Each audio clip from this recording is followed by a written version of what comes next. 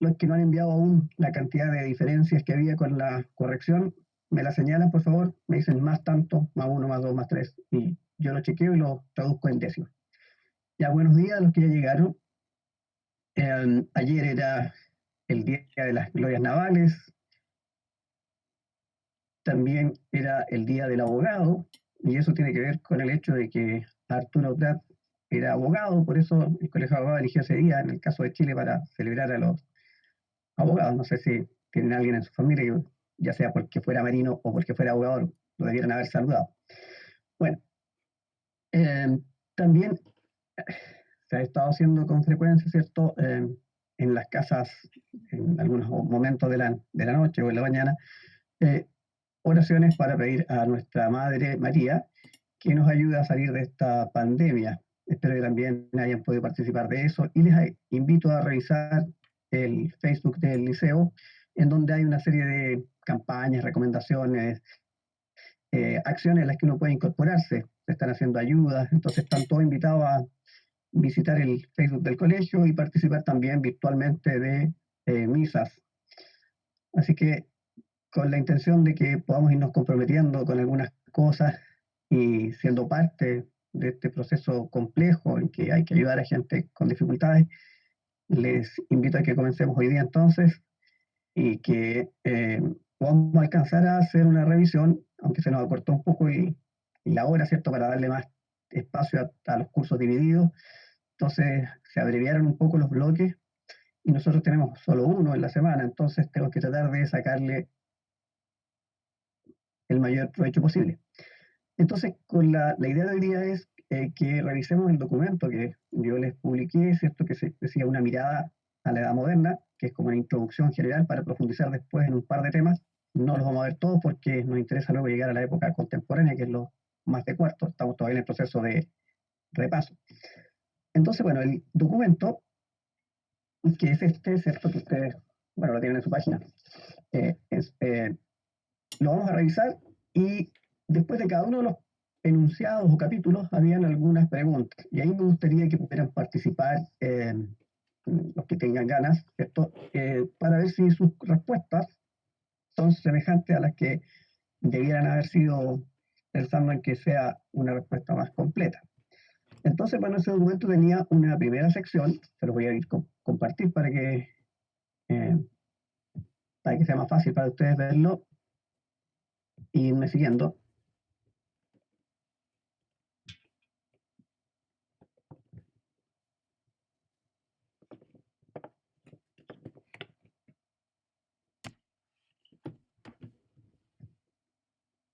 Bueno, el documento era ese. ¿Se ve, cierto? ¿Alguien que me cuente? ¿Lo tienen a la vista? Sí. Ya. Bueno, ahí yo hice un collage para motivar el inicio, digamos. Ustedes se fijan que en este documento, una mirada a la edad moderna, lo que vamos a hacer es trabajar estas preguntas y tenemos varias imágenes ahí. Entonces, me gustaría partir por la imagen que está en la parte superior de su pantalla. Hay dos imágenes, una más antigua que la otra, sin dar más antecedentes. ¿Cuál de las dos imágenes es más antigua, de la parte superior de la pantalla? Y si pudieran darme algún dato de esa primera imagen, donde aparece una dama con poca ropa. La de la derecha es Venus. Ya, ¿qué tipo de obra es esa? ¿Qué tiene que ver con el tema? Es religiosa. ¿Es religiosa? No sé si muy religiosa con tanta carne a la vista. A ver, O ¿qué les sea, parece a los demás? profe, siento que es una obra de la edad anterior porque se centra más en el cuerpo del hombre, el cuerpo de la mujer, por así decirlo. Ya, tiene que ver con Venus, ¿cierto? Alguien dijo Venus, sí. La obra se llama El nacimiento de Venus. Es de un autor italiano, Botticelli, y esta obra, más que inspiración religiosa, tiene una inspiración mitológica. Ahí vemos al dios Eolo, que está soplando, Eolo es el dios del viento, y está trayendo a Venus sobre esa concha que llega hacia la Tierra, el nacimiento de Venus. Y esta obra marca la entrada al Renacimiento, es decir, a los cambios en la pintura. Y por lo tanto, es como dijo, lo que dijeron es que es anterior, claro, es anterior a la época moderna, es de la Edad Media, pero ya forma parte de este proceso de cambio que es el Renacimiento. Después tenemos al centro, en un rectángulo, otra obra pictórica. ¿Alguien me puede decir un par de cosas de esa pintura?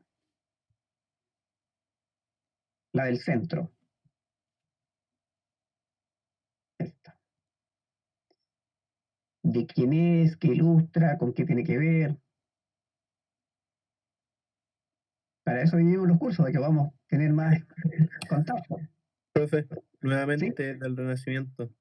Es Del la Renacimiento. pintura que se de David con Dios en la Capilla Sixtina, que la hizo Miguel Ángelo. David con Dios. ¿Seguro? No, Adán, que la pintó Ya, Miguel correcto, Ángelo. ya. O sea, en el fondo lo que vemos ahí, la creación de Adán se llama este espacio, ¿cierto? Es una de muchas pinturas que están dentro de la Capilla Sixtina. Hay una aplicación interesante que se llama Capilla Sixtina 360, se la recomiendo porque, bueno, demora un poquito en cargar, pero luego uno puede hacer un recorrido virtual mirando el techo, el piso, etcétera, moverse en todos los sentidos. Lo iba a hacer ahora, pero se pierde mucho tiempo en que se cargue y en que mostrarles. Es más fácil que cada uno lo vea. Es interesante porque se ven todos estos cuadros, son muchos, más de 200 que están en el techo. Bueno, entonces eso es de Miguel Ángel, un genio.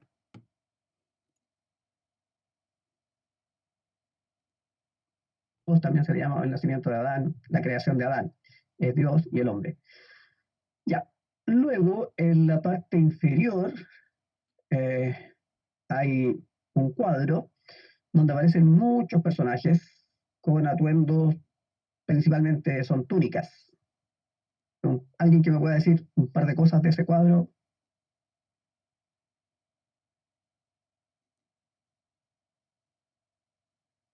Es la escuela de Atenas.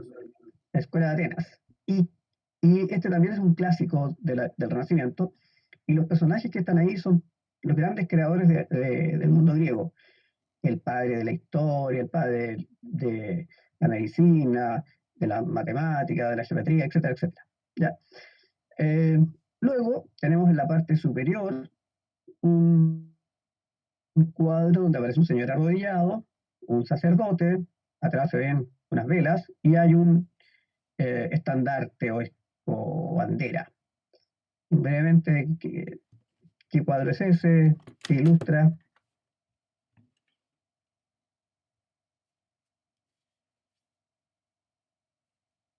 Con confianza, somos menos ahora. Profe, ¿Sí? no sé si quiere que responda yo de nuevo. ¿Cómo? No sé si quiere que responda yo de nuevo. La idea sería que fuera más gente, pero ante la poca motivación, dale nomás. Representa la llegada de Cristóbal Colón a América. Por eso se notan como los estandartes cristianos del fondo. Ya. Y por último, hay un cuadro en el ángulo, digamos, en diagonal hacia abajo, paralelo al de Venus o paralelo al de la Academia de Atenas, donde aparece una mujer con el torso desnudo y con una bandera y hay armas.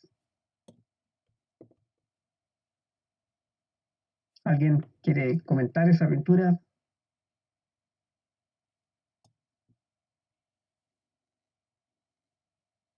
Hay poco ánimo, están durmiendo.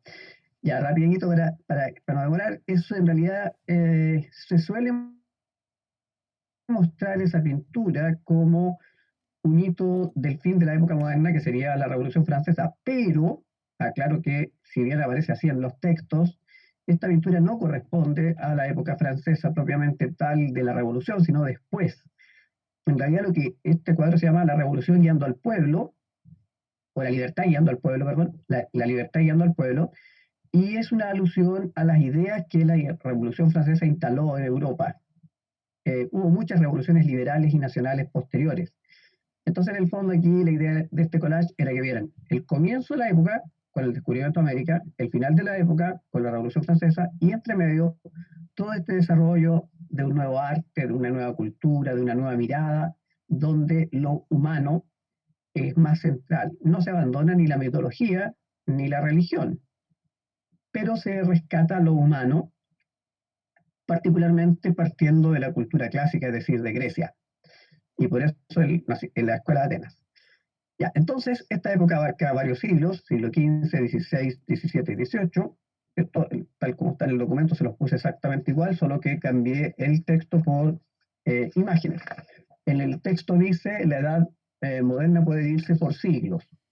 El siglo XV, caracterizado por el Renacimiento y las exploraciones. Bueno, por eso puse la Escuela de Atenas, que es una obra renacentista de la pintura, y el mapa, que representa las exploraciones. ¿Qué exploraciones? Las exploraciones de los españoles y portugueses, más tarde de los ingleses, franceses, más tarde de los holandeses y así.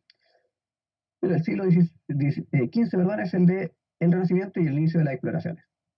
El siglo XVI es la época de la Reforma, por eso aparecen ahí un mapa donde aparecen 4 personajes.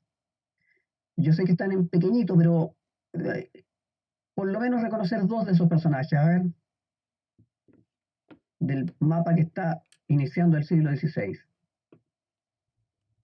¿Qué personajes hay ahí? Lutero. Lutero, ¿ya? ¿Qué más?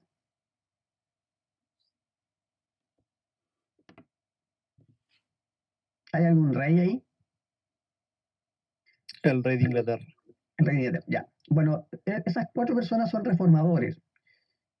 Calvino, Lutero, Enrique VIII, Zwinglio. Bueno, son muchos los reformadores.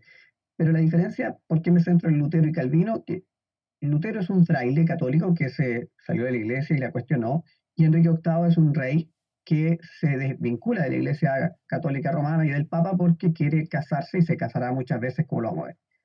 Y aparte de la reforma y la contrarreforma que viene enseguida, también está la apertura de nuevas rutas comerciales, en el siglo XVI en particular, ¿cierto? Bajo las órdenes de Carlos V, se hizo una amplia exploración y viajes en búsqueda de rutas al oriente, y así se descubrió América, y ahí están las 4 viajes de Colón en el recuadro, y se hizo el viaje de Magallanes y otros más. El siglo XVII es la época del barroco, por eso aparece esa iglesia con ese estilo particular. Si recuerdan, en la Edad Media el estilo arquitectónico era el románico y el gótico. Ahora aparecerá el barroco y el rococó. En la imagen central aparece una reina ahí, ¿cierto? Para marcar esta idea del absolutismo o de la monarquía autoritaria. Y en paralelo, en un cuadro más grande, está reflejado ahí el Parlamento de Inglaterra, porque curiosamente se dan distintos procesos políticos. En algunos se marca el absolutismo con control completo del rey sobre la política, mientras que en Inglaterra el poder es entregado en el siglo XVII en parte al Parlamento, a la Cámara de los Lores y la Cámara de los Comunes, un régimen completamente distinto al que tiene el resto de Europa. En el siglo XVIII, si ustedes se fijan con atención, hay 4 personajes, están los nombres ahí de los personajes. ¿Qué tienen en común esos personajes?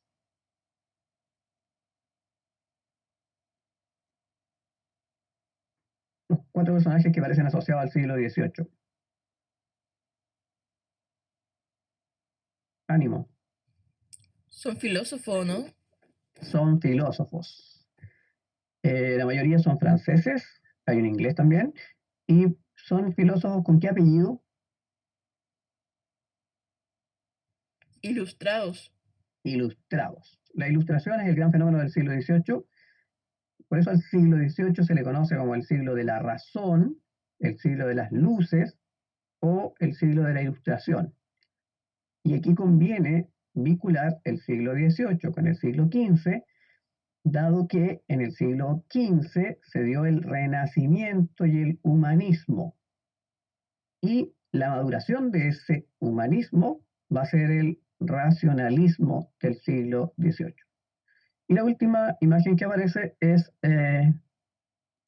un proceso industrial, porque en el siglo XVIII ya vamos a empezar a ver las máquinas, el maquinismo y la revolución industrial.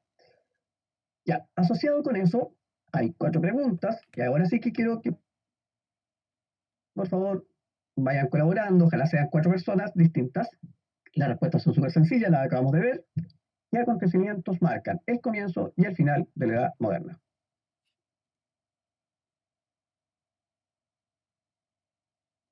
De los que están presentes acá, Javiera Rojo, Yulisa Rioseco, Sofía Mellado, Tamara Macías, alguien que se haga cargo de la primera pregunta. Los vimos en el primer cuadro, O sea, el acontecimiento que marca sería la caída del Imperio Romano de Oriente, el descubrimiento de América, ¿ya? ¿Y el final? y el final sería la Revolución Francesa. Correcto. Vamos a la 2. ¿Por qué se cambió el nombre de la ciudad de Constantinopla? ¿En qué circunstancia ocurre ese cambio?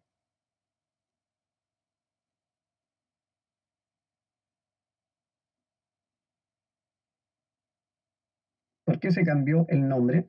¿Cuál es el nombre nuevo? ¿En qué contexto se produjo el cambio? Era Constantinopla bajo el mandato del Imperio Romano de Oriente, pero cuando es tomado por los turcos, ¿Ya? por el Imperio Bizantino, por así decirlo, cambian su nombre a Bizancio. No, me equivoqué. A ver, la mitad de la respuesta está correcta y la segunda parte hay 2 errores. Sí, me equivoqué, sí, caché. Ya, entonces, ya, ¿Puedo lo corregirlo? correcto es... Sí, hazlo de nuevo, a ver. Que Constantinopla, bajo el reinado del Imperio Romano de Oriente, se llamaba Constantinopla, Ya, esa era la capital. ¿ya? Y después, cuando cayó en 1453, eh, llegaron los turcos em, y tomaron Constantinopla y le cambiaron el nombre, pero no estoy seguro del nombre. El nombre es el nombre que tiene actualmente, Estambul. Estambul. Ya, ¿alguien tiene alguna pregunta? Porque está un poco más compleja esta pregunta, había menos elementos en el texto. ¿Alguien quiere alguna aclaración? ¿No? Seguimos, vamos a la tercera. ¿Alguien que se atreva con la tercera? Esto está asociado con el mapita donde aparecía Enrique VIII y eh, Martín Lutero. Aquí alude la expresión reforma con mayúscula. Sería un cambio en el fondo. ¿De qué tipo? Político, Eh, económico, filosófico, religioso, científico, artístico. em, puede ser más político, ¿o no? Igual Y religioso, porque está la reforma luterana, ¿o no? ya tiene una dimensión, correcto, tiene una dimensión religiosa esencialmente, pero tiene alcances políticos. Ya lo vamos a Ya. explicar cuando profundicemos. Ya, ¿en qué sentido es religioso? Que se cuestiona las prácticas de la Iglesia y del Papa y surge una iglesia nueva, que es la Iglesia reformada o la Iglesia luterana, la calvinista, la anglicana. ¿Y en qué sentido es político? Cuando el Enrique VIII, por ejemplo, se desvincula de Roma por un interés particular y crea una iglesia nacional. Y también es político cuando los gobernantes de Alemania ven que hay una mayor conveniencia en convertirse en luteranos, seguidores de Lutero, que en católicos, porque con ellos adquieren propiedades de la Iglesia Católica, que eran hartas también. Ya, pero como digo, después vamos a profundizar. Pregunta 4. ¿Qué caracteriza al siglo XVIII? Fue lo último que vimos, entonces lo más simple ahí. ¿Alguien que se atreva? ¿Qué caracteriza al siglo XVIII? La ilustración. La ilustración. ¿Qué tipo de movimiento es la ilustración?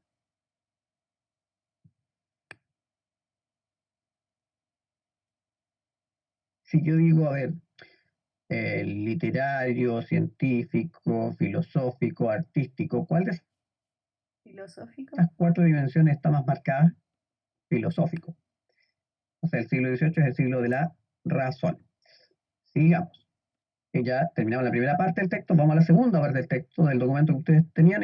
La segunda parte se llama Evolución económica y social, desarrollo del comercio y enriquecimiento de la burguesía.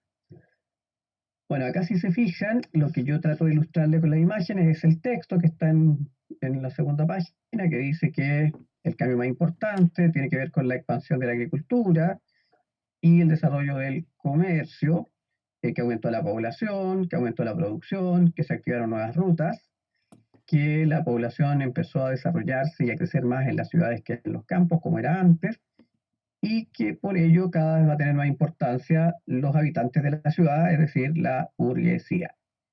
Y que hay en los burgueses toda una actividad asociada con el uso del dinero, y va a surgir entonces aquí, del dinero o capital, va a surgir entonces aquí el movimiento del dinero con el comercio, entendamos mercantilismo o capitalismo comercial, y también el movimiento del dinero con el préstamo, entiéndase capitalismo financiero o banca. Entonces hay dos tipos de capitalismo, mercantil y financiero. Bueno, así entonces nace este sistema capitalista que tenemos hasta el día de hoy, y va a ser una época también de revueltas, conflictos sociales. El mundo rural se revela contra los señores feudales que ya están en decadencia. También se van a dar algunas revueltas territoriales que enfrentan a nobles y burgueses, y van a haber hasta incluso conspiraciones y golpes de Estado. Bueno, entonces en esta época moderna van a pasar varias cosas, y las imágenes que seleccioné, la primera, que dice rotación de cultivos, tiene que ver con los cambios en la agricultura. Me imagino que dentro de la audiencia que tenemos hoy día en esta sala, hay personas que tienen vínculos con el campo. Por lo tanto, a esas personas o a alguien con cultura agrícola que me diga, ¿qué es el barbecho?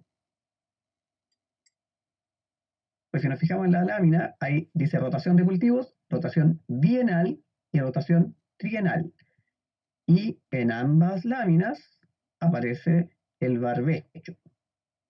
El trigo, la avena también, pero el barbecho está en las dos láminas, en la rotación bienal y en la trienal. ¿Qué será el barbecho?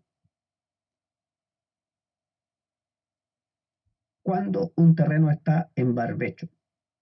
Cuando no lo están utilizando. Correcto.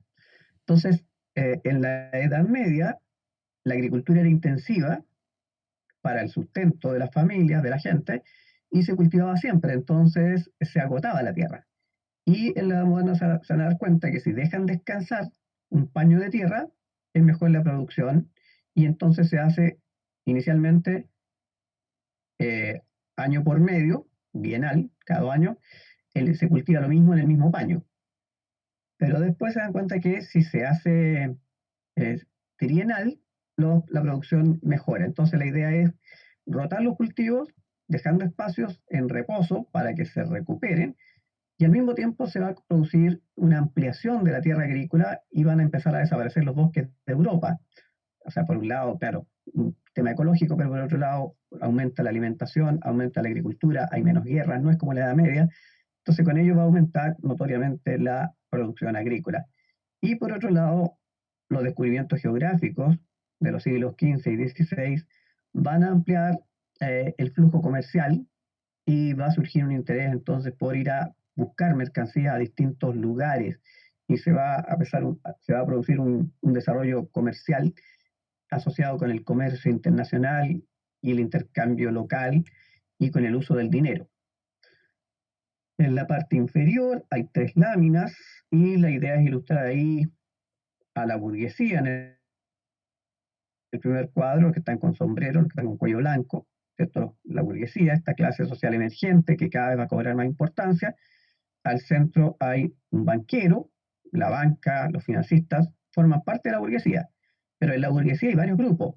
Están los artesanos, están los comerciantes, están los banqueros. Y los banqueros van a ver prestamistas de que prestan plata con interés a nivel como local y otros que prestan plata con interés a nivel cada vez más grande. Por ejemplo, van a prestarle plata incluso a los reyes para financiar las exploraciones. Los Fugger, los Belser son grandes prestamistas para Carlos V. Y la última lámina ilustra estas revueltas que fueron parte también de esta época, las revueltas campesinas y los enfrentamientos sociales. Vamos a las preguntas. Aquí hay hartas preguntas, así que hay con varios de los que están presentes, así que una cada uno sería ideal. Son todas fáciles, en todo caso es lo mismo que ya hemos explicado, así que vamos por la 1. ¿Qué actividades económicas crecieron mucho durante esta época? Solo nombrarlas. El comercio. El comercio, ¿ya? Y con lo de bienal y Agricultura. trienal, ¿qué otra? La agricultura. Hay más producción, hay más comercio porque hay más excedentes y hay nuevos productos de territorios nuevos. 2. ¿Quiénes eran los burgueses? ¿A qué se dedicaban? Vamos con ánimo, despertemos. Comerciantes, pero no de la nobleza. Ya, ese es un grupo social que está integrado por comerciantes. ¿Qué más? No son de la nobleza. Correcto, pero ¿quién, aparte de los comerciantes, quién más forma parte de la burguesía? Artesanos Artesanos, falta uno. y banqueros. Ya. Recuerden que la palabra burgo nace en la Edad Media, tiene que ver con la ciudad con muralla. Los que viven y trabajan dentro de las murallas son los burgueses. Ahora, claro, las ciudades van a crecer, van a ampliarse, ya los muros antiguos no son suficientes porque las ciudades se llenan de gente, y van a surgir barrios de comerciantes, barrios de artesanos, y van a aparecer edificios vinculados con la banca. ¿Y a qué se dedican entonces? Bueno, entonces, ¿quiénes son los burgueses? Los que viven y trabajan en la ciudad, una clase emergente, nueva. ¿A qué se dedica? Al comercio, a la banca, a la producción primero artesanal, después al final industrial también. 3. ¿Qué relación hay entre el crecimiento de la población, crecimiento del comercio y crecimiento de la producción agrícola? ¿Es posible vincular esas 3 dimensiones? ¿Cómo?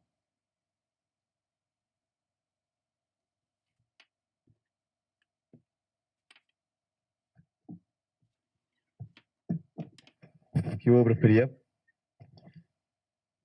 Ya, Al haber más producción agrícola, había más excedentes que se comerciaban y se dieron las condiciones para que la población pudiera crecer.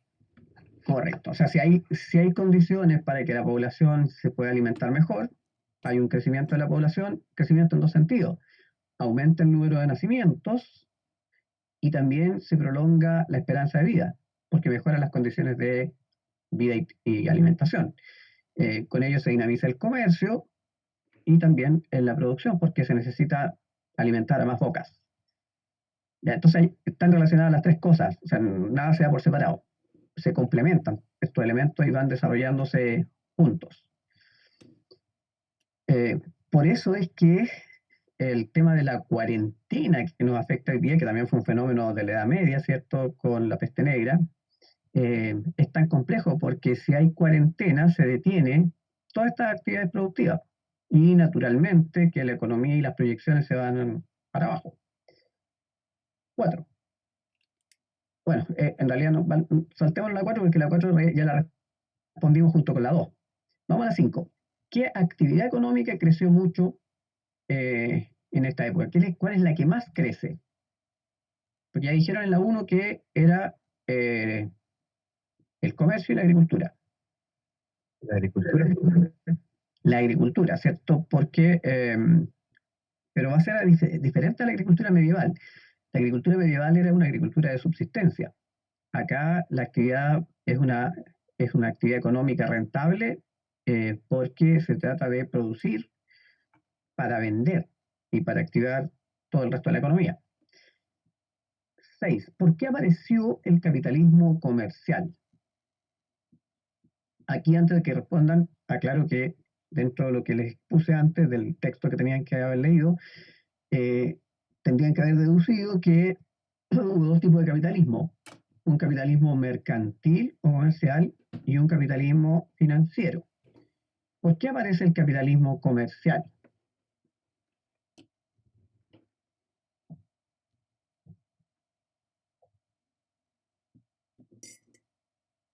¿Para qué tipo de actividad comercial se necesita que se mueva mucho dinero? Para cuando empiezan a como surgir estas como empresas de colonización, como de eso, ¿no? Ya, o sea, entonces, ¿por qué aparece el capitalismo comercial? Porque el mundo se amplió, se descubrieron nuevos territorios, nuevos productos, y entonces el flujo de mercancía que se movió es mayor y se necesita financiar todo este proceso. Y la última, ¿por qué se enfrentan violentamente los distintos grupos? Si pudiéramos generalizar con una respuesta corta y porque claro, son dimensiones distintas, porque hay revueltas urbanas, territoriales, guerras civiles, conspiraciones, pero en general, ¿cuál es lo que tensiona a los grupos en la edad moderna? ¿Contra qué se rebela los campesinos, por ejemplo? O los burgueses contra la nobleza. ¿Cuál es la motivación de este enfrentamiento, de esta tensión social? La injusticia que se creaba porque los burgueses y los campesinos trabajaban y vivían modestamente y los nobles no hacían nada nunca. Y más encima tenían que pagar impuestos. O sea, la motivación de fondo tiene que ver con las alzas en los tributos e impuestos. Por ejemplo, en Alemania hubo un conflicto de campesinos, en Inglaterra, en Francia, por esto de los tributos. Porque a los tributos que se le pagaba a los nobles, ahora va a haber que agregar los tributos que se le paga a los monarcas, que cada vez van a ser más poderosos. Vamos a ese punto. El punto 3 del documento decía el Estado moderno, las monarquías autoritarias. Si recuerdan, en la Edad Media el rey no tenía mucho poder, era autoridad, pero una autoridad disminuida. El poder lo tenían los señores feudales. Pero en este Estado moderno, en este nuevo modelo político que va a surgir a partir del siglo XV, XVI, y en el XVII madura, así alcanza su mayor auge, este Estado nuevo va a ir recuperando el poder de los reyes, por eso las monarquías autoritarias. Antes de que veamos las preguntas, analicemos las imágenes que puse yo acá. Yo traté de ilustrar el texto que ustedes leyeron, que habla que los reyes salieron con la burguesía, que contrataron funcionarios, ejércitos, constituyeron un nuevo modelo de Estado, y habían funcionarios reales, había instituciones, y había grandes monarcas, como los que aparecen ahí, que cada vez fueron siendo más importantes. Apareció la burocracia también. O sea, estamos frente a un nuevo modelo político. El rey del feudalismo tenía, qué sé yo, un secretario, un ayudante, algún pariente, servidores de la casa y para de contar. En cambio, el rey de esta época tiene un tremendo número de asistentes y funcionarios que se encargan de la administración del Estado y de las finanzas. Tienen ministros de Hacienda, ministros de Minería, ministros de distintas cosas, y manejan muchos fondos porque los impuestos son altos y ellos están concentrando el poder. De hecho, intencionalmente yo elegí ahí en la parte superior al centro la imagen de una serie que están dando en Netflix, ¿cierto? Que ilustra esta idea. ¿Qué personaje es el que está ahí y dónde está? La imagen superior central.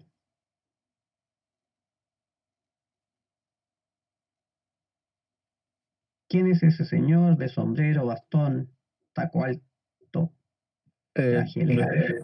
profe, no estoy muy seguro de quién es, pero sé que dónde está. ¿Dónde está? Está en el Palacio de Versalles, en Francia. Correcto, es el Palacio de Versalles, Francia, específicamente en la Galería de los Espejos, que da al parque que se ve hacia abajo. Y el personaje que está ahí es uno de los grandes del siglo XVII, el mayor monarca del siglo XVII. Es uno de los Luises. ¿Qué Luis será? ¿Cuál es el más importante de los Luises? 14.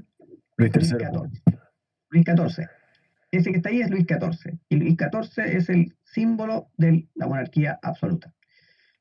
Entonces, en el Estado moderno va a ir surgiendo un nuevo tipo de Estado en torno a la figura de un rey superpoderoso, con una infraestructura administrativa y militar para gobernar un extenso territorio. Y otros grupos sociales, como es la burguesía, van a servirse de la autoridad, en el sentido van a buscar apoyo a la autoridad y van a financiar a este rey. ¿Por qué los burgueses necesitan a un rey poderoso? Para que sus negocios prosperen. Porque los capitalistas, los que tienen el dinero, los que mueven la economía, van a poner su dinero en estados donde haya estabilidad social, política, porque tiene menos riesgo. Si se rompe ese orden, si surge la inestabilidad, el capitalista va a llevar su dinero y se va a ir para otra parte. O sea, si lo ponemos con un contexto actual, ¿cierto? Grandes empresarios y capitalistas poderosos como el señor Polman, que es dueño de Cencosud, ¿cierto? Si ve que la cosa no está muy bien acá, agarra su dinero y se va a otro país y monta ya su empresa. O sea, eso ha sido siempre así. O sea, el capital no tiene este vínculo nacionalista patriótico. El capital va donde la rentabilidad está asegurada. Entonces a los burgueses les interesa una autoridad con poder para la estabilidad del territorio donde ellos tienen su negocio. Entonces los burgueses van a ser capaces de prestarle plata al rey, el rey se va a endeudar para poder manejar este estado y hacerlo más estable. Bueno, entonces en esta época surge un modelo político nuevo donde el rey va a ser cada vez más poderoso. Los reyes del siglo XV y XVI con más poder fueron los reyes españoles. Primero Carlos V y después su hijo Felipe II. Y en el siglo XVII van a ser los reyes franceses, siendo el más importante Luis XIV, Luis XV, Luis XVI. Bueno, vemos también que aparte de una estructura política en torno al rey, con apoyo de la burguesía y la nobleza, porque ahí la nobleza y la burguesía van a estar al alero del rey, la nobleza para no perder privilegios y la burguesía para ganar dinero, lucro. Bueno, en la parte inferior puse 3 láminas también para mostrar que este nuevo tipo de monarca tiene que respaldar su poder en un ejército. Ya no son los habitantes del feudo que van a pelear por su señor para rescatarlo, para pelear contra otro señor, sino que surgen los ejércitos nacionales, ya surgen primero grupos de mercenarios, gente pagada, que lucha por la causa de su sueldo, que es defender los intereses del rey. Entonces son soldados pagados, que van a ir cobrando importancia. Por ejemplo, en la época de Luis XIV ya es una estructura grandota de ejército, y para eso se necesita mucha plata, para financiar todo lo que es el movimiento de las tropas, la alimentación, los pertrechos, la vestimenta, el desplazamiento, etc. Bueno, en las monedas, porque ahora está en una época ya en que la actividad comercial se activó mucho, ya lo vimos. Entonces las monedas, la figura del rey está en la moneda. Ahí vemos una moneda del siglo XVII y tenemos la cara de Luis XIV y el sello que corresponde a los símbolos monárquicos. Y luego, en la última lámina, hay 4 personajes que representan a los grandes monarcas del siglo XVI. ¿Alguien los puede identificar?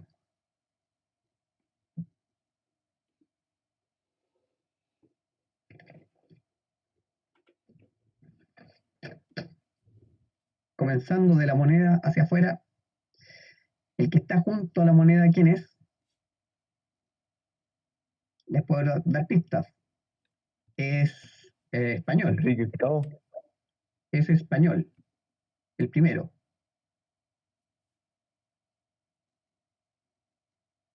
¿Cuál es el gran rey y emperador español del siglo XVI? Es Carlos I o Carlos V. El segundo es Enrique VIII. ¿De dónde es rey Enrique VIII? ¿De qué territorio? Inglés. De Inglaterra. ¿A qué dinastía pertenece? Hay una serie en Netflix que también se la recomiendo, igual como Versalles para Francia, para Inglaterra. La serie tiene por título el apellido de Enrique VIII. La dinastía que gobernó en esa época, Tudor. Tudor. Ya. El tercer monarca que está en ese mosaico de reyes es un rey francés, pero del siglo XVI, o sea, antes de los Luises. No lo van a ubicar porque no es tan famoso, pero tuvo luchas con Carlos V, es Francisco I. Y el último, ¿alguien lo ubica? El sultán Soleimán. Exacto. Él es el sultán del Imperio Otomano, gobernó entre 1520 y 1570. Ya son todos entonces los grandes gobernantes del siglo XVI. Estos gobernantes que aparecen ahí abajo, ¿Cómo se llama? ¿Cómo? ¿Perdón? No escuché. ¿Cómo se llama el sultán? Solimán el Magnífico. Todos estos monarcas son del siglo XVI, ya cuando empezó a surgir esta monarquía autoritaria. En el siglo XVII se consolidó el absolutismo y ahí aparece entonces Luis XIV, Luis XV, Luis XVI. El absolutismo es cuando el rey tiene el poder completo. Nadie compite con él, no hay parlamento ni nada. Ya, vamos a las preguntas. Aquí las preguntas son 5. Veamos a ver los que se han ido incorporando recién y los que han despertado. ¿Cómo consiguieron aumentar sus ingresos los monarcas? ¿Cuáles son sus fuentes de ingresos? Los banqueros, los préstamos de los banqueros. Los préstamos de los banqueros, ya eso es como más excepcional, pero lo normal. ¿De dónde fluye el dinero de los gobernantes? Impuestos. De los impuestos, ¿cierto? Los impuestos que los pagan todos los súbditos del rey, pero no todos en realidad, porque, como lo vamos a ver luego, la sociedad estaba dividida en gente que pagaba y gente que disfrutaba. Privilegiados y no privilegiados. El privilegio era no pagar impuestos y tener acceso a los altos cargos. Y los no privilegiados eran los que pagaban, es decir, el tercer estado. Pensemos en la burguesía. Y otra forma de conseguir ingresos era a través de los préstamos y también con la conquista de territorios donde hubiera riqueza. De hecho, por ejemplo, ¿cómo financió Carlos V todas sus guerras en Europa? ¿Cómo financió Carlos V todas sus guerras en la Europa moderna? ¿De dónde sacó las lucas? De América. De América. Por eso son 3 las fuentes de ingresos. Los impuestos, los préstamos y lo que obtenga de los territorios conquistados. El oro de América financió las guerras de Luis XV, perdón, de Carlos V y su hijo Felipe II. Y también Luis XIV obtuvo riquezas de sus dominios extraeuropeos, porque todos se fueron expandiendo. Entonces, ¿cómo consiguieron aumentar sus ingresos? Al aumentar los impuestos, al conquistar territorios nuevos y al endeudarse con préstamos. 3. ¿En qué se diferencia la monarquía autoritaria de la monarquía feudal que había antes? Hay por lo menos 2 diferencias muy significativas que ya le hemos mencionado en esta exposición. ¿En qué se diferencia la monarquía autoritaria de la feudal?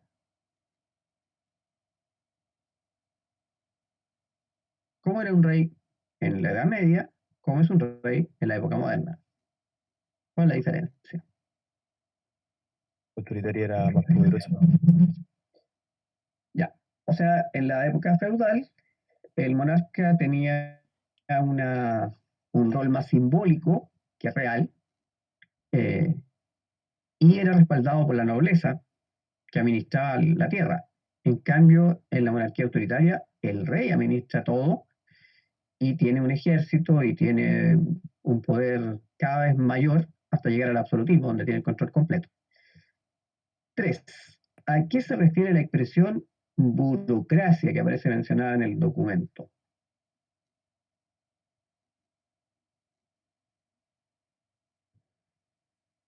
Y está asociado con la idea de los funcionarios en el texto.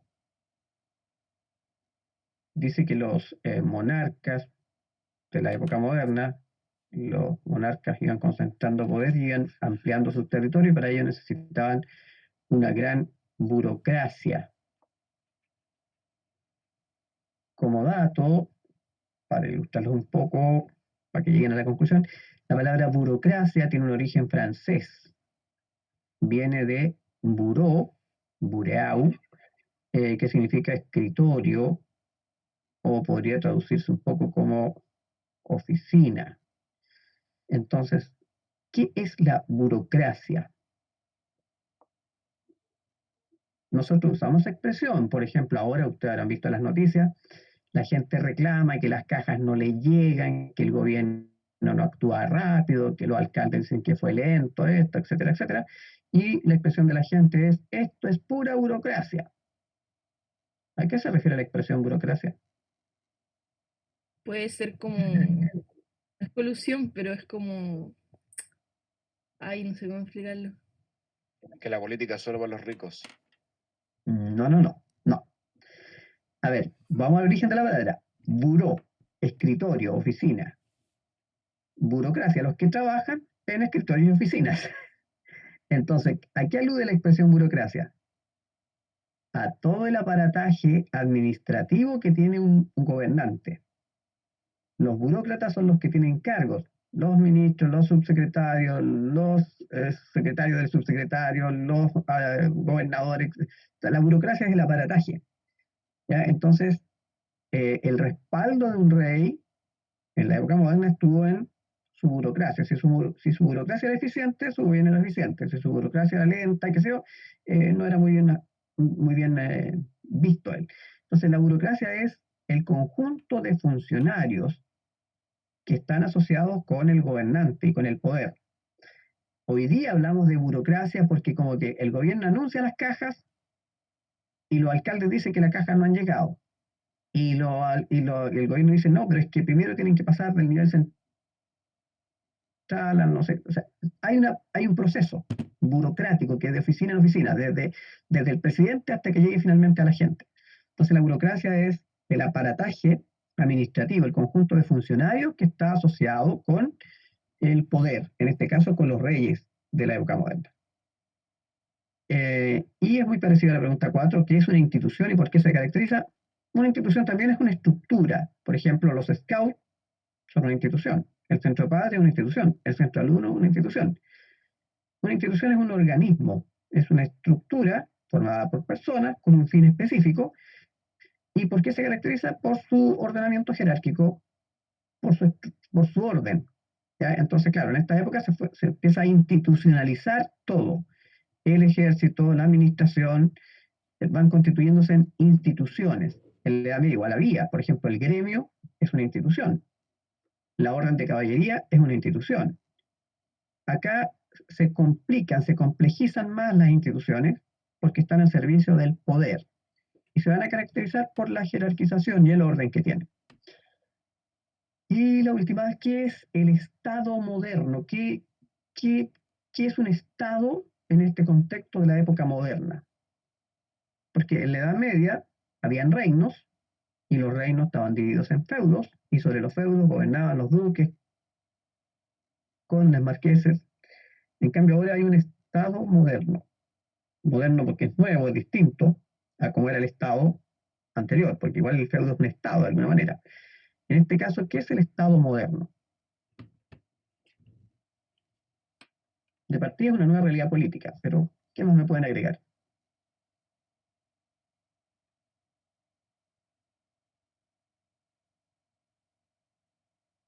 Para ayudar. En el feudalismo la gente conocía, quería y respetaba al rey. No, a lo mejor conocía el nombre, pero nunca lo vio, porque el rey estaba, qué sé yo, en París, pero la persona vivía en la región de Champaña. Y a su vez, en una parte de la región, y al que conocía era el señor feudal, al barón de no sé cuánto, o al marqués de no sé cuánto. Entonces, el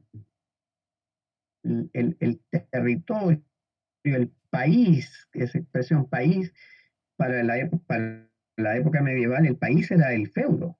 En cambio, ahora estamos hablando de un Estado. ¿Qué es el Estado? El Estado francés, el Estado español, el Estado inglés. ¿Qué es el Estado?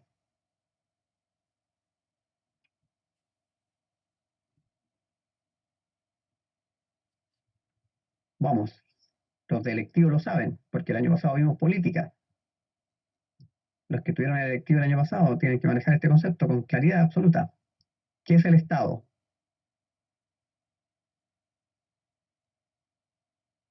Es como una organización. ¿Qué elementos tiene que tener esa organización para que sea un Estado?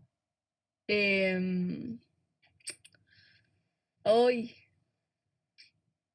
no me acuerdo. Nosotros pertenecemos al Estado o no somos parte de un Estado. ¿Nosotros qué somos dentro del Estado?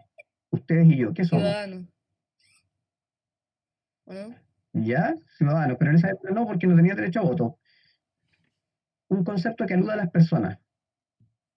Habitante de un territorio. Más específico para que asocie a personas que tienen algunas características en común. Una Población. historia común, una lengua común, una religión, una tradición común. Plebe. Una nación. Comunidad. Nación, ese es el concepto. El Estado es la nación, para que hay que agregarle dos conceptos más al menos.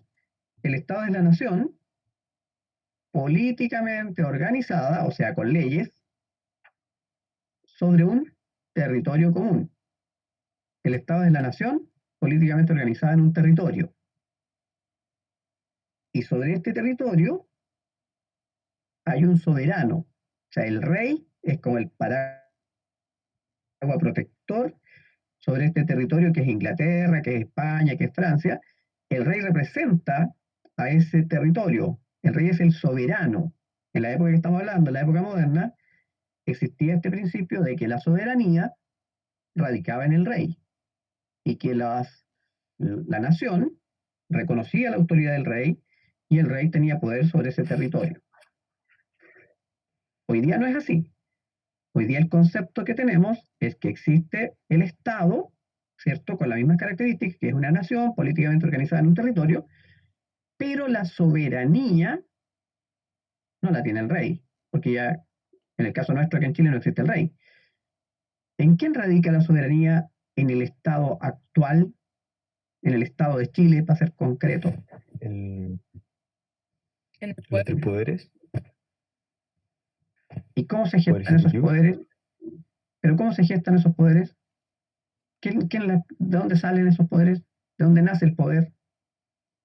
Según yo estarían en los pueblos. En el voto, claro. Entonces, hoy día el concepto de voto, hoy día es la nación políticamente organizada en un territorio, ¿cierto? Correcto, eso está igual. Pero hoy día hablamos de que la soberanía la ejerce la nación. O sea, los ciudadanos, las personas con derechos políticos, por edad, pueden votar y elegir a las autoridades. En el Estado moderno, la soberanía radicaba en el rey. De hecho, soberanía viene de soberano. El soberano es el que manda. Ya. El cuarto capítulo o sección del documento se titulaba Renacimiento de la Antigüedad Grecolatina, el humanismo. Yo lo sinteticé en Renacimiento y Humanismo. Bueno, el texto aquí nos habla de que en el siglo XV se inició un movimiento llamado Renacimiento, porque se volvió al pensamiento, ya al arte, ya a la cultura de la antigüedad grecolatina o clásica. Y que ahí surgió de nuevo el valor del hombre y el pensamiento se centró en las capacidades humanas y por lo tanto pasamos del teocentrismo, teocentrismo medieval, al antropocentrismo de la época renacentista y moderna. También se habla acá que este movimiento renacentista significó ir a lo greco-romano, recuperarlo, y esto prosperó principalmente en Italia. Ahí tenemos como imagen central la ciudad de Florencia, que fue como un poco la cuna del Renacimiento junto con otras ciudades italianas. Y en este Renacimiento lo que renace es la cultura, el arte, la ciencia, la literatura. O sea, se busca recuperar lo que se había logrado en la antigüedad y que había quedado en suspenso en la Edad Media, porque recuerden que la Edad Media, por algunos autores, es vista como la época oscura, en que no hay desarrollo de la medicina, de la ciencia. Todo lo que avanzaron los griegos y romanos como que queda en suspenso hasta que en el siglo XV se produce este movimiento, que en realidad comenzó en el siglo XIV, o sea, comenzó en la Edad Media, de recuperar, de renacimiento. Y así como en Grecia las capacidades humanas eran muy bien valoradas, y en Roma también, ahora en el Renacimiento nuevamente se recupera el valor del hombre. Se pasa de centrar todo en Dios a centrarlo todo en el hombre. Entonces, el Renacimiento y el humanismo van de la mano. El Renacimiento es lo visible, es lo material. Son las pinturas, las esculturas, los edificios, los libros. Eso es el Renacimiento. Y el humanismo es la filosofía que está detrás. Es el nuevo pensamiento. Si lo tradujéramos a una idea más didáctica, podríamos decir que así como nosotros somos cuerpo y alma, el Renacimiento es el cuerpo y el humanismo es el alma. O sea, el humanismo es el que, esta nueva visión del hombre, es el que mueve a todas estas obras que se van a generar en esta época. Y por eso, entonces, las tres primeras láminas muestran lo greco-romano, junto ahí el Partenón y el foro romano, por decirlo así, y algunos pensadores. Entonces, la recuperación de lo clásico, de lo greco-romano, en siglo XIV-XV en Italia, es lo que va a hacer surgir este movimiento. ¿Por qué surge en Italia? Porque Italia fue la primera zona que prosperó después de las cruzadas. ¿Y qué relación hay entre las cruzadas y la prosperidad económica? Que las cruzadas significaron activar el comercio con Oriente, y los barcos que viajaban de Italia a Tierra Santa iban cargados de soldados y volvían cargados de mercaderías. Y las mercaderías se vendían y la ciudad prosperaba y crecía. Entonces, claramente las cruzadas son la palanca que va a activar el comercio internacional con los árabes, porque las cruzadas son contra los turcos. Los árabes aprovechan la circunstancia para comercializar con los europeos. ¿Qué comercia si los árabes no producen nada? Los árabes no producen nada, pero van a buscar productos a Oriente. Entonces, seda de China, nuez moscada, canela, clavo de olor, de sectores del sudeste asiático, productos de la India, todo lo transportan a lomo de sus caravanas de camellos y caballos, lo entregan a los italianos y los italianos lo venden en Europa. Entonces, los grandes beneficiados de las cruzadas son los árabes y los italianos, que actúan como intermediarios en una actividad comercial que renace y que hace resurgir las ciudades del norte de Italia. Y por eso es que en ese sector, donde hay prosperidad económica y hay plata, pueden surgir los artistas para diseñar los espacios, para ornamentar, para pintar, para hacer retratos, para complementar la vida de solo producción con lujo, con mejor estándar. Y entonces el Renacimiento y el humanismo van de la mano y nacen en la Italia post-cruzada, es decir, el siglo XIV. Y en el siglo XV alcanza su máximo apogeo. Por eso el Renacimiento, más que ser una época, conecta la Edad Media con la Edad Moderna. La tercera imagen que está ahí es yo creo que la conocen rápido, ¿cierto? Este dibujo que está hecho ahí, ¿quién hizo ese dibujo? ¿A quién pertenecen todos esos dibujos? Leonardo da Vinci. Leonardo da Vinci. El dibujo central, ¿cómo se llama? El que está dentro del El círculo. hombre de Vitruvio. El hombre de Vitruvio. Básicamente un estudio anatómico matemático, ¿cierto? Y lo demás son máquinas que Da Vinci diseñó. Después tenemos abajo un invento raro, ¿sí? Hay una especie de mueble, ¿cierto? Que aparece ahí con un tornillo. ¿Qué es eso? Una imprenta. La imprenta de Gutenberg. Este es el gran invento que permitió pasar de los textos escritos a mano a los textos impresos y difundir todas las ideas nuevas. Después tenemos al centro ahí un conjunto de personajes que ilustran la idea de que el Renacimiento también tiene una dimensión científica. No solo se trata del arte y la literatura, sino también la ciencia. y surgieron nuevas ideas respecto del universo. Se pasó del geocentrismo al heliocentrismo. Se pasó de la idea de que la Tierra era el centro y estaba estática a que la Tierra se movía alrededor del Sol. Y surgieron, Profe, ¿sí? ¿que los griegos tenían un modelo heliocentrista o ya sabían que nosotros estábamos alrededor del Sol? Para ellos era igual geocéntrico, o sea, la Tierra era el centro, pero seguían analizando cosas. De hecho, tenían un concepto de que la Tierra era redonda. Ya habían medido incluso el tamaño de la Tierra los griegos, sin haber salido de Grecia o de entre Grecia y las costas cercanas. Lograron hacer cálculos matemáticos para determinar el tamaño de la Tierra. No tenían un concepto de universo, pero sí tenían una idea de que la Tierra era una esfera que estaba suspendida y alrededor de ella se movía todo. Eso viene en la época de Ptolomeo, el concepto del geocentrismo. Y se rompe eso con la teoría heliocéntrica y que la Tierra se mueve. Bueno, a Galileo le costó, ¿cierto?, ser juzgado por decir esas aberraciones, que eso no está en la Biblia, entonces no es cierto. Y tuvo una sanción por eso. Bueno, y después, la última imagen ahí es Petrarca, Dante en realidad, que ilustra un nuevo tipo de literatura. Entonces el Renacimiento y el humanismo es un movimiento intelectual, filosófico, artístico, literario, científico, que movió todo el conocimiento medieval, lo sacó de cómo estaba con las universidades antiguas y surgió una nueva manera de ver las cosas. Ya, vamos a las preguntas. ¿Cómo se relacionan los conceptos de renacimiento y humanismo? Respuesta sencilla, fácil, acabo de darla. ¿Cómo se relacionan?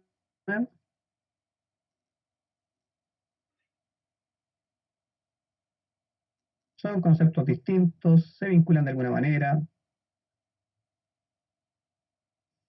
Que el renacimiento sería como lo que se ve y el humanismo como, como el cambio que hay como a nivel de pensamiento, como de alma, como lo explicó Ya. usted. El renacimiento es una manera de aludir a lo que se está recuperando y al arte que surge, ¿cierto? Y el humanismo es la filosofía que está detrás, que es antropocéntrica. 2. ¿Por qué el renacimiento se produce o surge en Italia? 3 razones, a ver. ¿Por qué en Italia y no en España? O en Inglaterra o en Que son Francia, que estaba. intermediarios de los comercios de los turcos. ¿Ya? Una razón es porque Italia se desarrolla con el comercio después de las cruzadas, ¿ya? ¿Qué otra razón más podría ser? Su posición central en Europa. Ya, su posición para el comercio, sí. Y un detalle importante de la historia de Italia, acuérdense que el Renacimiento es recuperar la antigüedad clásica. ¿Dónde encuentro evidencias de la antigüedad clásica? Italia, En Roma, Roma. en Italia, en Roma. Y la cuarta razón, que no ha salido todavía aquí, es porque cuando cae Bizancio, cuando cae Constantinopla, los sabios bizantinos huyen a Italia y traen de vuelta el conocimiento, el arte, lo que pudieron rescatar. 3. ¿Por qué es relevante la imprenta para el Renacimiento como movimiento? ¿Cuál es la Los medios de utilidad? difusión de información. Correcto, es un medio de difusión de la información nueva. O sea, lo que antes era difícil de transmitir porque era todo manuscrito, ahora se hace más fácil, más sencillo, en el sentido de que las ideas pueden materializarse en un libro y los libros son muchas copias y se pueden difundir. 4. ¿En qué ámbito del conocimiento y la cultura se expresó el Renacimiento?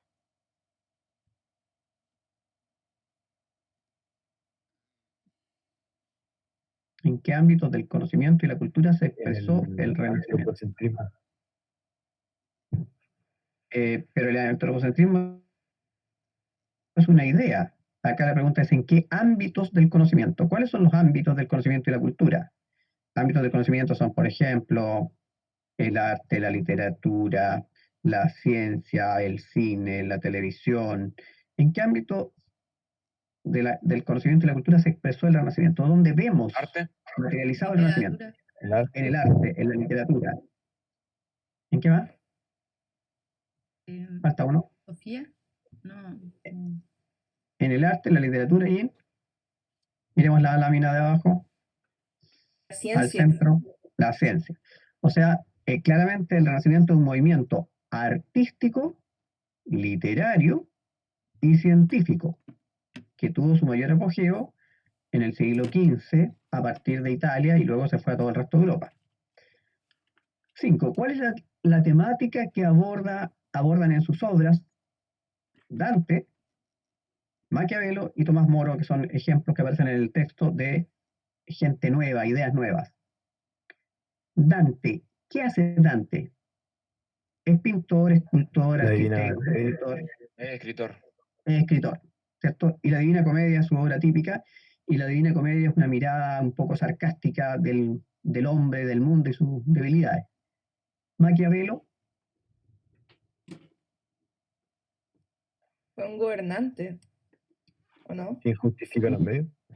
Niccolò Maquiavelo, o Nicolás Maquiavelo, se asocia con esa expresión, el fin justifica los medios. Entonces, ¿cuál es la temática que aborda Maquiavelo en su obra? Lo político. Es pintor, la política. ¿Filosofía? ¿Cómo se llama la obra más importante de Maquiavelo? Donde aborda esta temática política. ¿Es un libro, es una pintura, es una escultura, es un edificio? ¿Qué es lo que hizo Maquiavelo? Un libro. Un libro. Ya, ¿y cómo se llama el libro?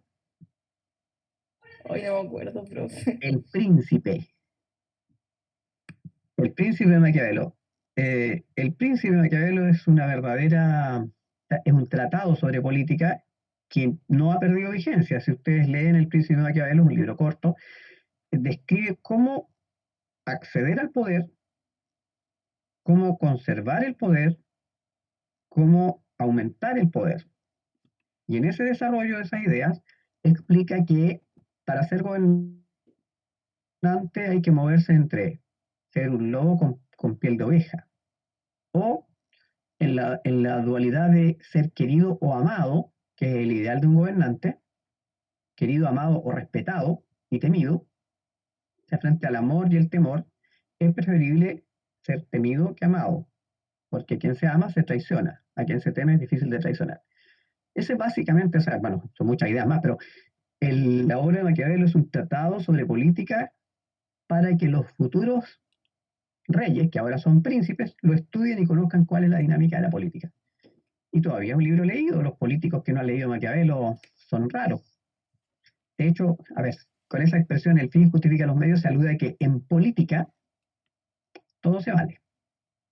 Traducido a expresiones que hemos escuchado en la prensa de los políticos nuestros, la política es sin llorar. Cuando sacan los problemas a la luz y muestran los errores que ha cometido cada uno y en qué se ha enredado. Bueno, la política es así, es maquiavélica. El fin justifica los medios. ¿Cuál es el fin? El poder. Y si yo para conseguir el poder tengo que hundir a otro, así es la política es sin llorar. Eso descubrió Maquiavelo de lo que él vivió y vio en los siglos XIII y XIV. Y bueno, y lamentablemente es parte de cómo es la dinámica de la política. Por eso es una obra clásica, la obra de Maquiavelo. Y Sir Tomás Moro, o Tomás Moro nomás, Creador de la utopía. la utopía. ¿Y qué tipo de temática aborda la utopía? La sociedad perfecta. Ya. Tomás Moro es un inglés que, inspirado en los descubrimientos geográficos, construye la idea de un mundo feliz, de un mundo ideal. De hecho, la palabra utopía o utopía es la tierra que no existe.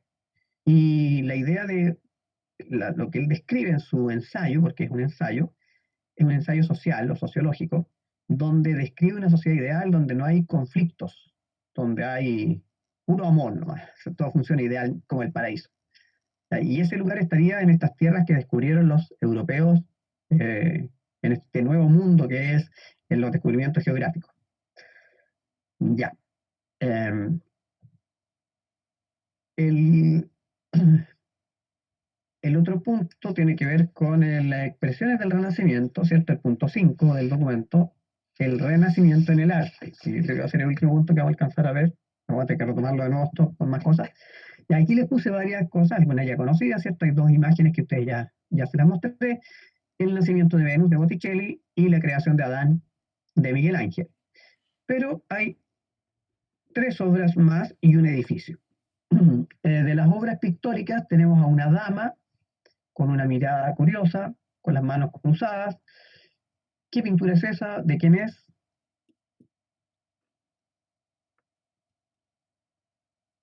Al lado del edificio. La Gioconda, Da Vinci. La Gioconda de Da Vinci. Es un retrato. ¿Ya? Claramente aquí la temática es una persona y sus características.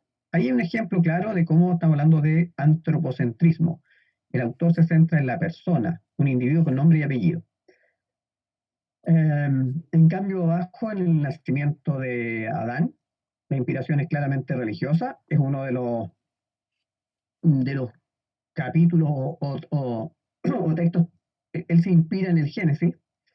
Después tenemos la mitología con el nacimiento de Adán. Entonces, mitología, religión, lo individual, el hombre, son elementos de este renacimiento en el arte. Después tenemos un edificio central ahí. No sé si alguien reconoce ese edificio.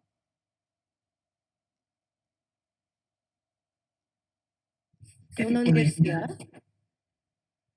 No, no es una universidad. Es un palacio. No quise poner Palacio de Versalles porque ya no saberlo al tiro. Este palacio está en España. Fue construido en esta época del siglo XV, XVI. Este es el Palacio de San Lorenzo del Escorial, el edificio más rimbombante y grandioso que se construyó en la España renacentista. Porque el Palacio de Versalles no es del Renacimiento, sino que es un poco posterior, es del Barroco y el Rococó. Ya. Después tenemos 2 obras más de Miguel Ángel, una escultura. ¿Cómo se llama esa escultura? Donde hay 2 figuras en mármol que están integradas en esta representación, debajo del nacimiento de Venus. La madre. Pero está la madre con el hijo. ¿Cómo se llama esta representación? ¿A quién alude? ¿En qué momento? ¿Quiénes están en esa representación escultórica? ¿Es Jesús? ¿Qué madre es esa? ¿Ah? ¿Es Jesús? Es Jesús después que es descolgado de la cruz. Y quien sostiene a Jesús en sus piernas es María. Esta escultura se llama La Piedad o La Pietà en italiano. Y la imagen de abajo es la dama del Cordero, que también es un retrato. Entonces, como ven, hay hartas dimensiones en el arte renacentista: lo religioso, lo mitológico, la individualidad, el retrato, el desnudo, y en la arquitectura la grandiosidad para mostrar el poder. Ya. Y no está contestada la pregunta 1. ¿Cuáles son las temáticas más frecuentes del arte renacentista? Lo acabo de decir. Religión. ¿Cuáles son? Lo La clásico. religión, Antropocentrismo. digamos, la mitología clásica, ¿ya? El ser humano, en estado desnudo, por ejemplo, el paisaje, ya. 2. ¿Por qué cobra importancia el retrato en la pintura renacentista? ¿De qué es reflejo la idea de retratar a alguien? Sería reflejo del antropocentrismo. Y del individualismo. Ya claramente es un individuo con nombre y apellido que está representado por un artista que, además, a diferencia de la Edad Media, firma el cuadro. De la Edad Media no sabemos de quién son los cuadros porque no se firmaban, porque el artista se sentía una parte de. En cambio, ahora el artista quiere trascender y firma sus cuadros y cobra por sus cuadros. Entonces, el retrato es un reflejo del individualismo antropocentrista. 3. ¿A qué hace referencia la expresión homo universalis y a quién se aplica? Traducido al castellano, hombre universal. ¿A qué hace referencia la expresión? Que el hombre es el centro de todo. Al individualismo. ¿Cómo? Perdón, se mezclaron dos. ¿A qué hace referencia la El hombre expresión? es el centro de todo. No, eso sería antropocentrismo, pero acá es mucho más amplio. Es homo universalis. Hace alusión al potencial y a las capacidades humanas.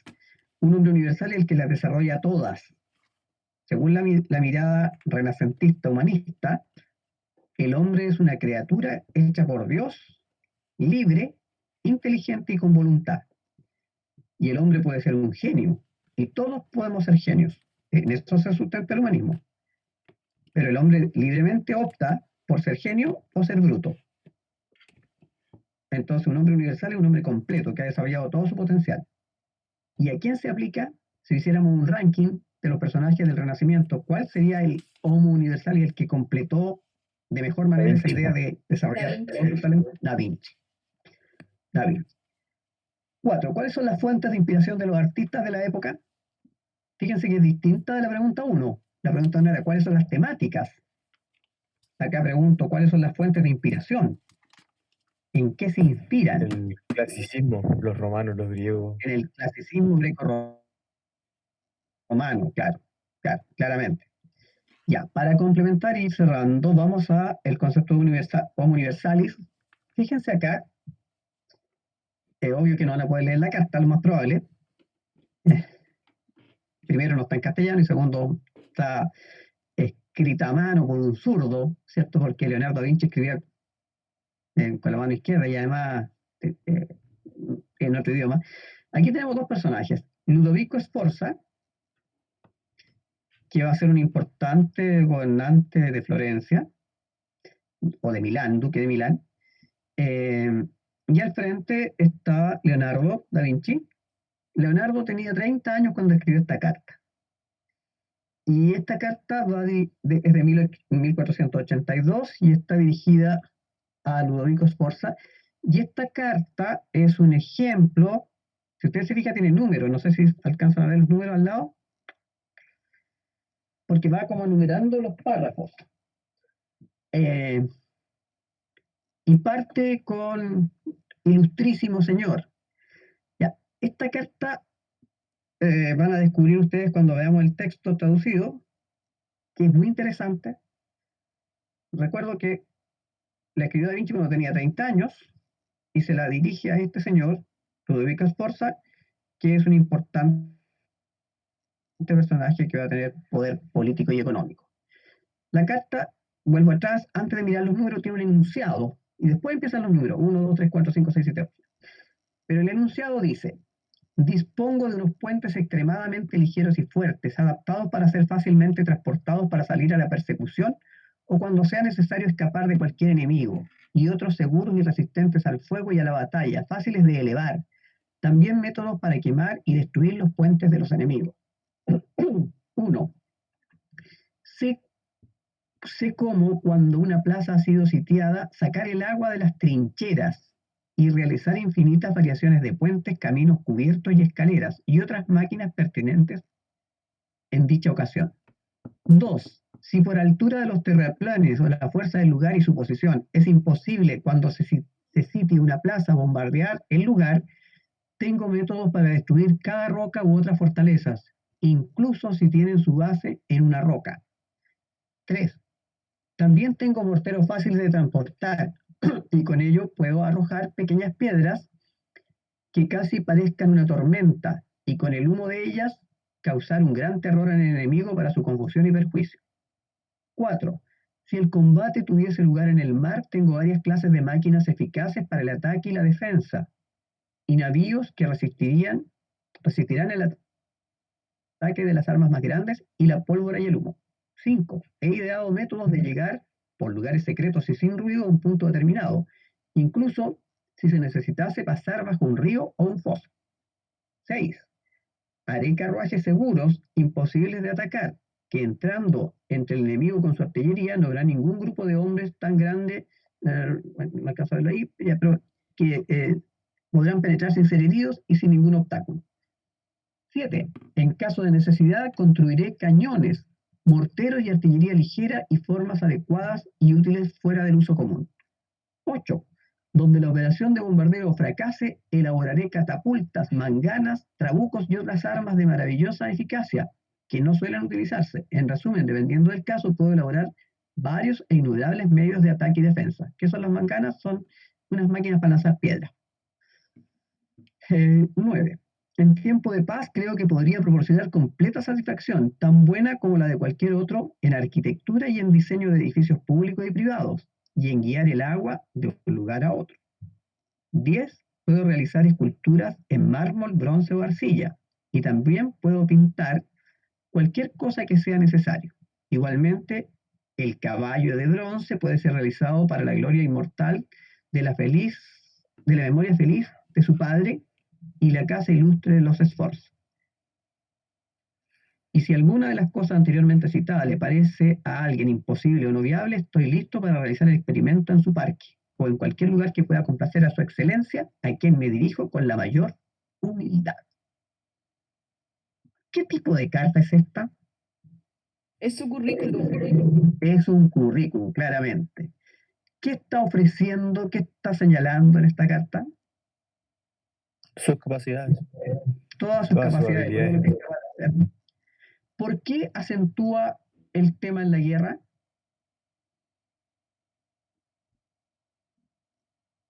La guerra eran frecuentes en ese tiempo. Claro, y particularmente Ludovico Forza estaba aspirando a conquistar o a tener poder sobre un territorio, sobre Milán, y por lo tanto podía ser relevante estos servicios que podía prestar. Sin embargo, en los puntos 9 y 10 ya no acentúa el tema en la guerra, sino en otro tipo de servicios. ¿Qué tipo de servicios? Cultural, En artístico. el arte. En el arte, en la arquitectura, etc. Entonces, lo que vemos acá es que Da Vinci cumple con la expectativa de ser un hombre universal. En virtud del tiempo y dado que tienen otros compromisos, la revisión de la tarea del punto 6, que era trabajando con imágenes, va a quedar pendiente y voy a pedirle entonces a reiterar a los que no me han enviado la variación, si son 2, 3, los décimas, o sea, los puntos distintos, porque habían 3 preguntas que estaban mal corregidas, ¿cierto? La primera, la 6 y la 24, que me lo pongan ahí en el texto, como texto, por favor, más 2, más 1, en el nombre de los que faltan, porque la mayoría ya me lo mandó, pero a algunos se les olvidó seguramente, por ejemplo, Paula, Agüero, Sofía ¿Qué Castillo, pasa, profe? que la diferencia en el puntaje del test que hicimos de la Edad Media, para poder traducir a décimas el resultado. Que cuando corregimos habían detectado 3 errores en la corrección, entre la pauta que yo publiqué y la que correspondía, que era la 1, la 6 y la 24. La 1 era C, la 6 era B y la 24 D. Entonces el compromiso era que después que revisáramos, cada uno me iba poniendo en un mensaje que en el texto en cuanto le variaba, pero no han cumplido todo. Entonces, para hacer la revisión más específica a quien corresponde y no tener que chequear de nuevo todas las pruebas. Entonces les pido que me pongan más 1, más 2, más 3, lo que sea. ¿Ya? Por favor. Entonces, por hoy sería, espero que tengan un buen día. Vamos a volver a vernos las caras. ¿Cuántos no? No, somos 15, ¿cierto? No sé si hubo alguien más después o antes que se haya retirado ya, pero parece que por lo menos de los 29 estuvo más de la mitad. Ya pues, que tengan un buen día. Nos vemos de nuevo la próxima semana. Los que tienen electivo hoy día, no se olviden, tenemos a las 14:30. Nos estamos viendo. Chao, chao. Chao, profe. Chao, profe. Chao, profe. Adiós. Chao. Descansen. Chao, chao. Chao, profe. Nos vemos. Chao, chao. Nos Chao, vemos. profe.